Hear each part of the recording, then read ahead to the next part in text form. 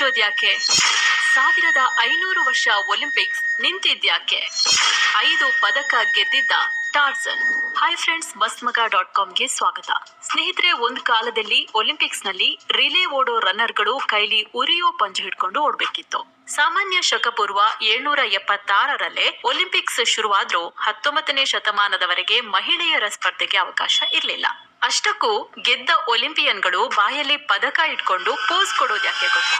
ಇದಕ್ಕೆ ದೊಡ್ಡ ಇತಿಹಾಸನೇ ಇದೆ. ಹೀಗೆ ಒಲಿಂಪಿಕ್ಸ್ ನ ಒಂದಷ್ಟು ಇಂಟ್ರೆಸ್ಟಿಂಗ್ ಫ್ಯಾಕ್ಟ್ಸ್ ನ ನೋಡ್ಕೊಂಡ್ ಬರೋಣ. ಕಡೆ ತನಕ ಮಿಸ್ ಮಾಡದೆ ನೋಡಿ. ಪದಕ ಒರಿಜಿನಲ್ ಡೂಪ್ಲಿಕೇಟಾ ಅಂತ ಚೆಕ್ ಮಾಡ್ತಿದ್ರು. ಎಸ್ ಸ್ನೇಹಿತರೆ, 1904ರಿಂದ 1912ರವರೆಗೂ ಒಲಿಂಪಿಕ್ಸ್ ಗೋಲ್ಡ್ ಮೆಡಲ್ ಅನ್ನ ಪ್ಯೂರ್ ಗೋಲ್ಡ್ ನಿಂದ ಮಾಡ್ತಿದ್ರು.